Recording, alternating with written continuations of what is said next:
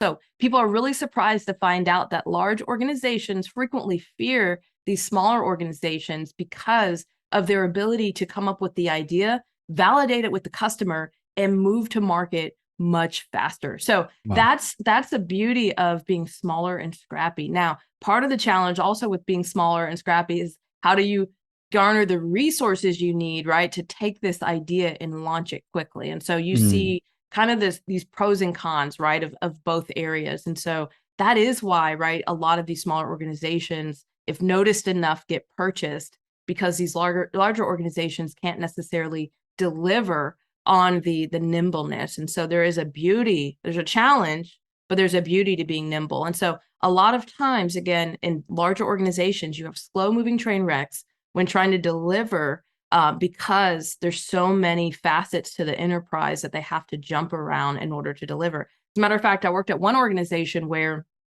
we used to do this all the time. Okay, great. We're going to launch this new project. We have 10 different platforms because we bought all these companies and we didn't integrate them into our platform. So it'll work on platform A, but not platform C. It might work on platform D. We'll have to test it, but it's definitely not going to work on platform E. And it's insanity versus having one scaled platform where you can have an idea, test the idea, begin to roll that idea out and deliver it to the market. Yeah.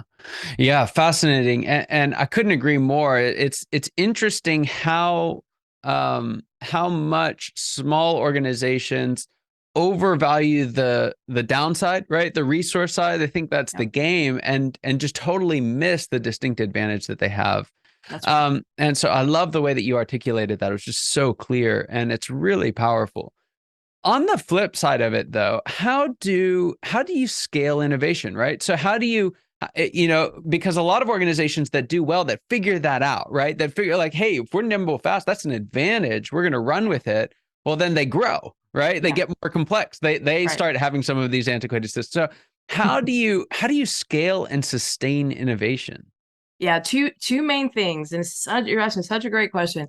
Two main things that are required, and I feel like these are so important. One, your culture helps to scale innovation, and we can talk about that in just a second. And the other one is your foundation. And so, what happens oftentimes is people have shaky foundations, and then they try to build on top of it, and they can't figure out why what they're trying to innovate on continues to crumble.